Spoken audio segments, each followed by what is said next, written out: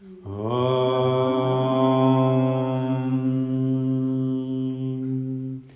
Yama Niyama Asana Pranayama Pratyahara Dharana Dhyana Samadhi Astanga Yoga Yama Niyama Asana Pranayama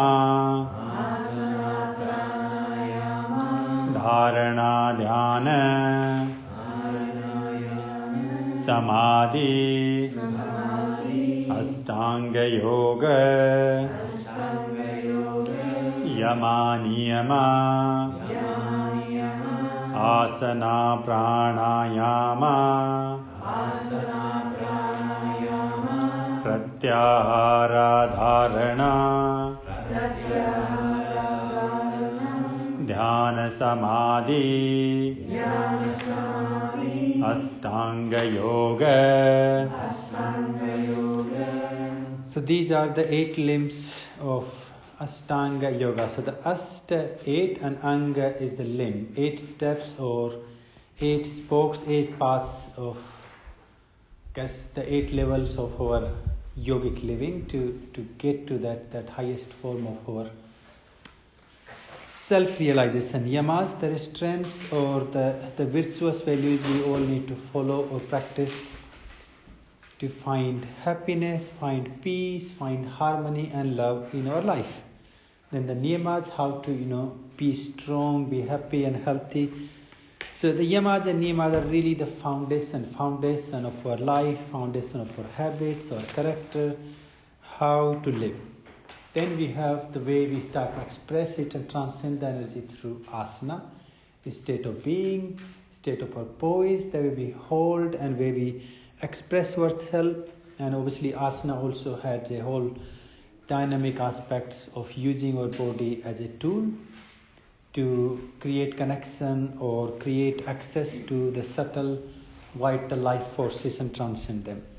Then pranayama, once you master the asana, you come to 4th limb pranayama, which is ayama, extension or expansion of pranic forces, the vital forces, and when you expand that, when it becomes stronger, you have the experience of it.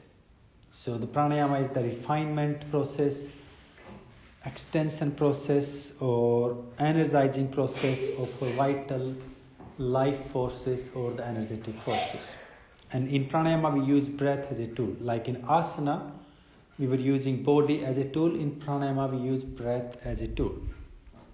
We come to 5th limb, which is pratyahara. Pratyaya is like reversing or mastering, some sort of discipline of ahara. Ahara is the food of your sense organs. So it's withdrawing from the sensory information.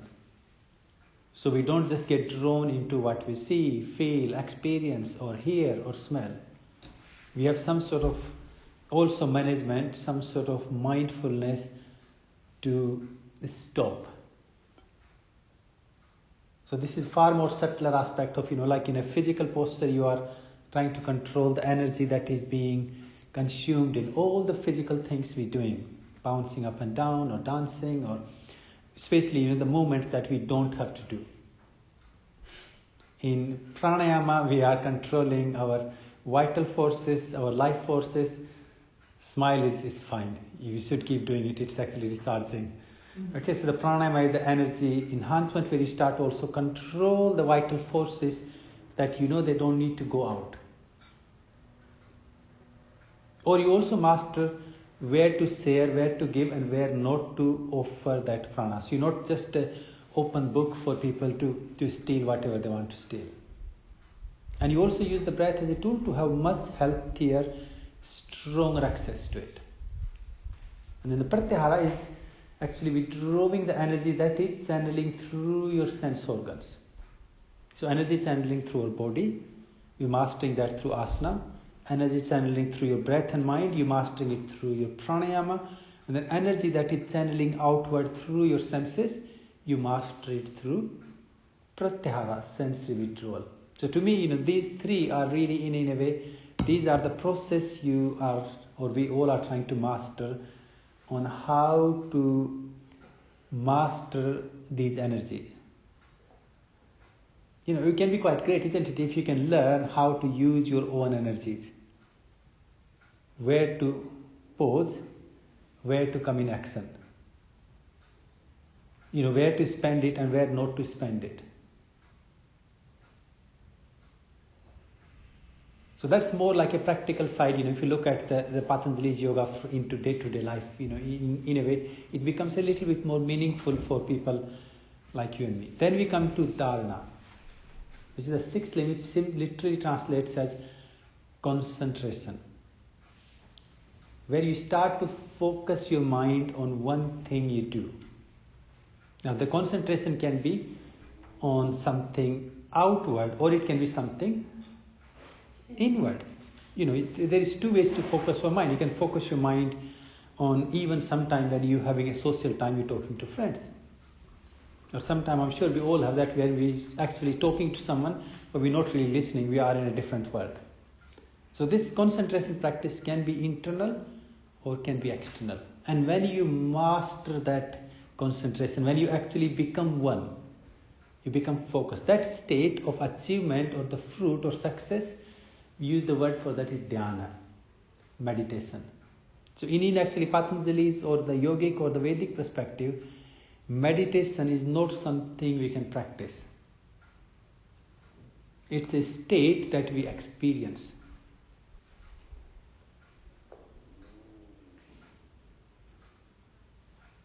And then the last state, when that I, that perceiver, the one in us that is trying to experience or trying to do these things, that I dissolves. That state becomes samadhi, when there is a complete union, complete oneness. So those are the 8 limbs Patanjali is talking about. Let's go to our Panchayamas and Panchaniyamas. Om Ahimsa Satya Asteya Brahmacharya Aparigraha Panchayama Ahimsa Satya Asteya Brahmacharya Aparigraha Panchayama Ahimsa Satya Asteya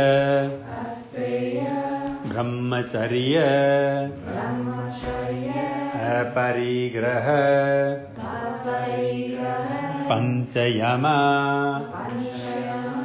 So here we sort of going a little bit more detail onto the 5 yamas, the 5 restraints or the virtuous values that we need to practice on, I guess, how to fulfill or how not to fulfill our day-to-day needs. Ahimsa, non-violence, non-harm. So whatever I do to fulfill or to be happy, to live my life, can I live it without causing any harm to anyone, physically, mentally, emotionally or verbally. Satya, truth, honesty, not lying, not manipulating, not denying, and sometimes I also wonder, being really sort of mindful about our own life energy. If you think of living your own truth, what is your truth? It's doing everything you can to grow, to evolve, to be healthy, to be happy. So that fulfilling that dharma that we have to get to that point. Asteya, non-stealing, not taking anything that does not belong to you. Only taking what we have earned or what we deserve.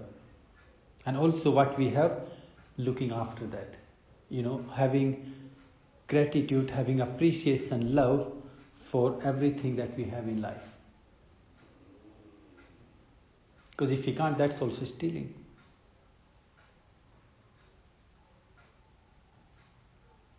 Brahmacharya, some sort of discipline of your energy, your life force, or your sensual life force. Because the sensual life force we have, it can be used in very gross needs or desires, or it can also be transformed into much more higher aspirations or desires that we have.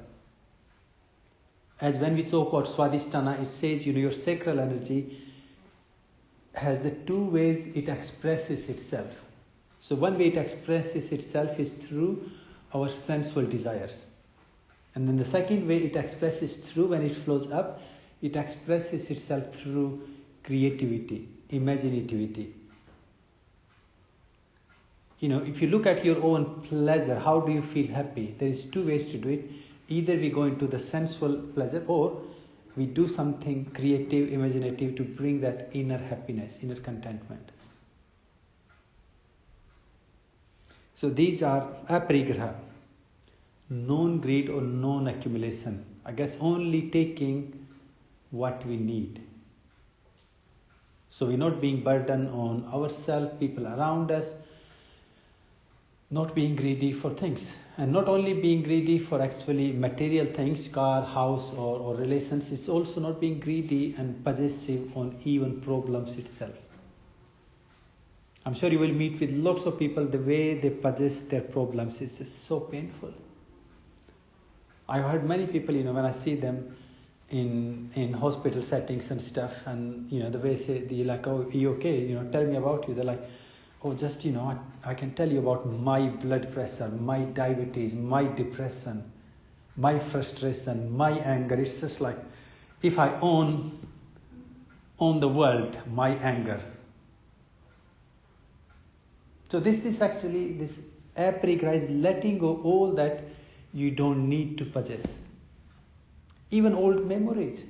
The old memories, we can be so possessive on them, and even though, knowing like they're not really good for us, but if you still want to keep going round and round them, don't want to let them go. So this aparigraha can be seen in a material possessions, then our possessions in our mind, our stories, our life events, experiences, or sometimes possession also on problems itself, like health problems. Dr. Nanda always makes sense. Sometimes he said, if he can, make those badges like you all got the Rudraksh beads to wear, lots of people will buy them. If you can give someone a badge, I have blood pressure, or I got heart problem. The way people possess them. And I guess it does, bring something in, it gives us sympathy, it gives us a little bit of intention, people get attention from people. If you're walking up, here you all are very lucky, but if you're walking down, seeing some of those normal people and they're like, oh, how are you today, Dinah? And you say, I'm great, I'm very happy. Nothing to talk. I've known quite a few people, and the minute you say, I'm really happy, they're like, oh, you poor thing. What do we talk about? And if you say, oh, I don't know what's wrong with me.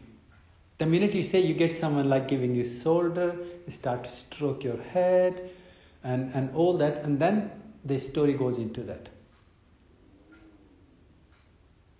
Sometimes we all need that. So please don't be too harsh on yourself. Sometimes we all have that problem. The emotions are actually not negative. If you feel sad, if you feel unhappy, sometimes you feel upset, sometimes you feel angry. All those emotions, if there is a reason, they are very healthy. If there is a reason to feel sad, you should feel sad. If there is a reason to laugh, you should laugh. If someone trying to stop you doing that, I would say that's just completely wrong. If the reason for you to feel angry, you should not stop that. But that's a different thing. How do we express it? We have to find a much healthier and nicer way to express them. So these are the Panch Yamas. Let's move to the Niyama.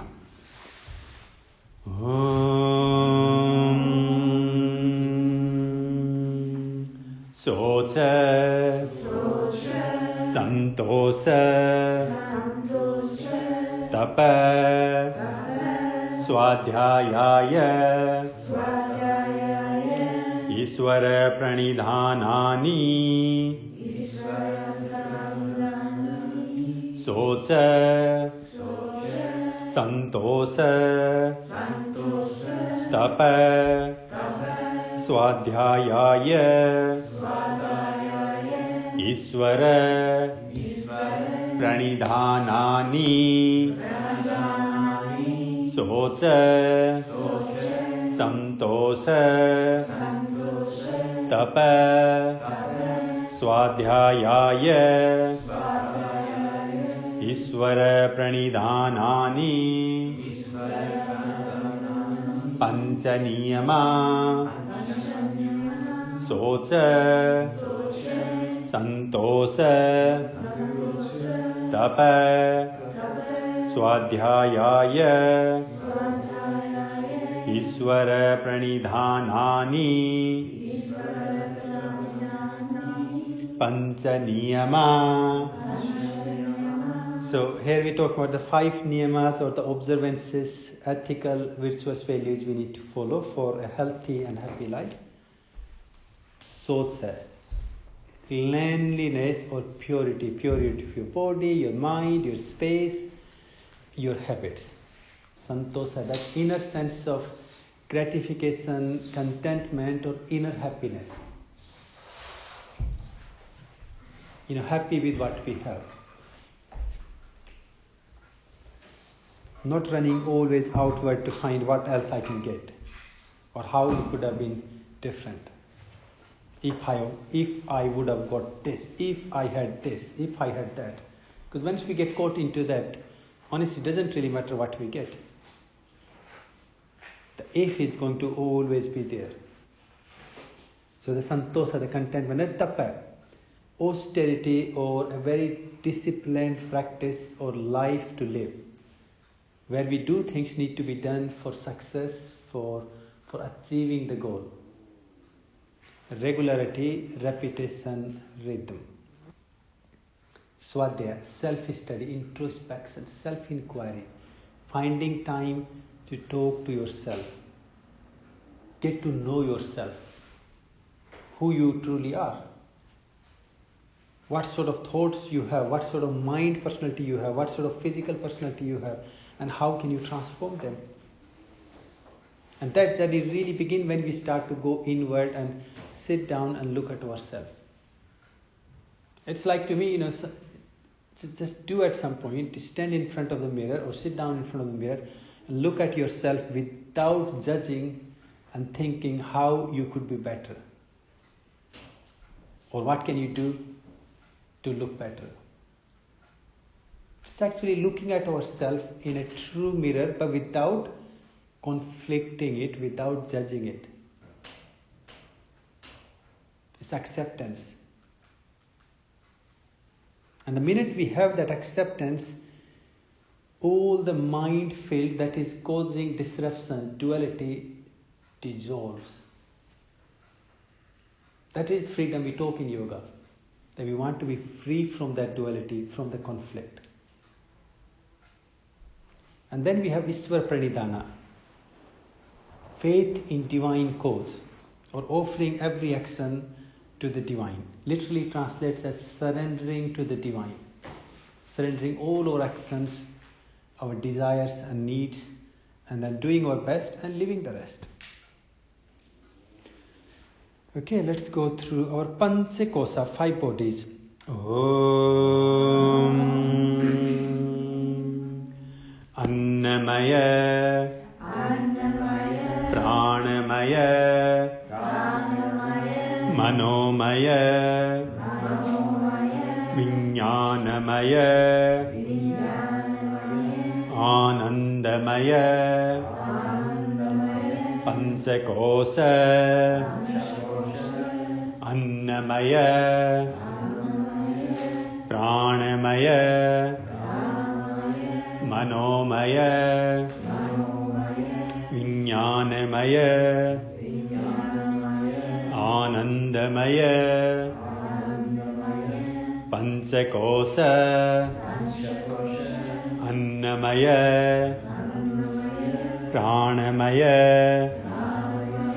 Manomaya Vijnanamaya Anandamaya Panchakosa. So here we're talking about our multi-layered existence, the 5 layers of our existence. Annamaya, Anna is the food, the atom, the body which is made of atoms or food, our physical body. Pranamaya, so the prana is the subtlest of the vital, conscious or life force, the body that is made of that vital, that energetic field. Pranamaya kosa. Manomaya kosa, mano is the mana, the mind, the manas. It's it there. The body that is made of your mind field. Vijnanamaya kosa, vijnan is the wisdom. The body that is made of wisdom, or all the qualities, all the knowledge we need to grow into our own true potential. And then also the knowledge, the wisdom of the cosmos itself. And then we have Anandamaya kosa, the bliss body, the conscious soul or divine body, which is eternal, which is pure. Okay, go through our Panch Pranas. Om Prana Apana Udana Vyana Samana Pancha Prana Prana Apana Udana Vyana Samana Pancha Prana Vayu Prana Apana Udana Vyana Samana Pancha Prana Vayu. So here we're chanting about the 5 pranic or the vital forces governing various physiological functions. So the prana that flows upward into our thoracic, heart and lung area, apana that flows down from the sacral below towards our feet. Then we have udana that flows through your skeletal and your muscular system, your framework that glues everything together. Vyana, the prana that flows into the vayu that flows into your nervous system, and then samana, the digestive force. So these are the 5 prana vayus or the vital forces.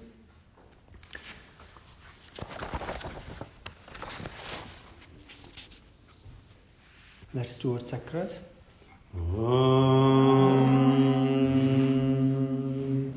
Mooladhara Swadhisthana Manipura Anahata Visuddha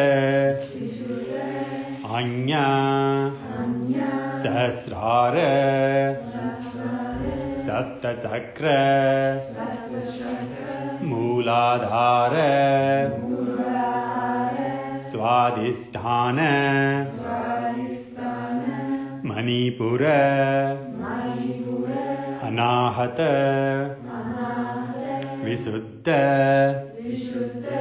Anya Sahasrara Sapta Chakra Mooladhara Swadhisthana Manipura Anahata Visuddha Anya Sahasrara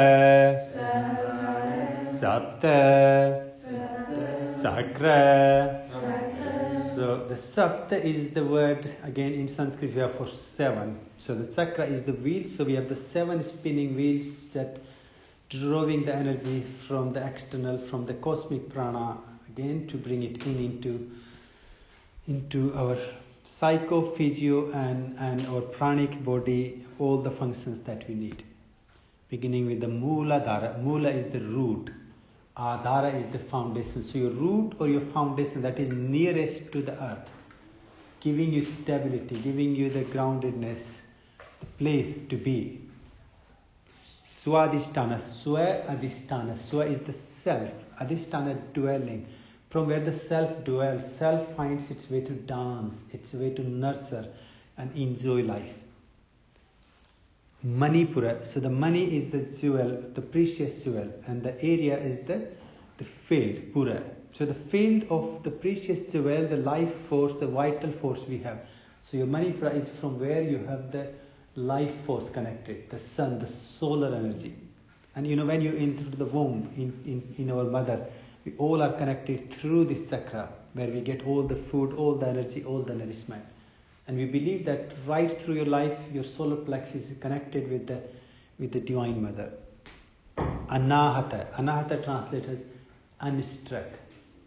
So the sound, the resonance, the vibration of unstruck. Thinking like you want to clap, but only one hand. Like the pranava Om. If you feel, your tongue is not hitting your upper or lower palates, or the Mahapranadhani we do. You don't have to do anything with your palates. Like when I'm talking, there is a constant movement of my vocal cord to produce the sound. So your anahata, from where your heart, your life, your consciousness expresses without striking, the pure love, the unconditional love, the humanity, where we become how to serve, how to give. And when we receive also how to be grateful. People very strong into their solar plexus, even if you give them, they would never tell you how grateful they are. They will be, that was your duty to do it. The people who actually flow from their heart, even if they're giving, still they will be like, I'm so grateful you let me offer this to you. I'm so grateful that you coming to eat food with me. I'm so grateful that you came to share your story with me. And people who live from here, even if they're taking, still they will tell you that you should be grateful that they are taking it from you. And that's the difference between just the two centers. Unconditional, unstruck. Where there is no actually demand. Yes, we want and we get. But when you receive that, you also receive that without actually any of that friction in there. And that's what we want in our heart. Visuddha, purity, the center of purity. Here we want to bring that purity in our speech, in our thoughts and our whole cellular activities. This center governs your metabolism. It governs your thinking, your words, the way you talk to other people, and also the way you talk to yourself. If you say like, oh, I talk, you are not only talking outward, is it? There is also talk that goes inward before it comes out. So the inner and outward talk, purity of that expressive, communicative energy in you. And then Anya is the intuition. Also Anya translates as the determination. When you say something and you do it.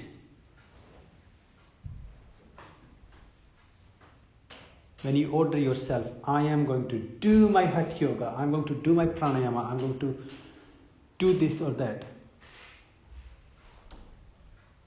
And that Anya, that order, that willful decision, the choice comes from here. And then we have Sahasrara, thousands of petals. The lotus that opens the door to the higher, to the divine.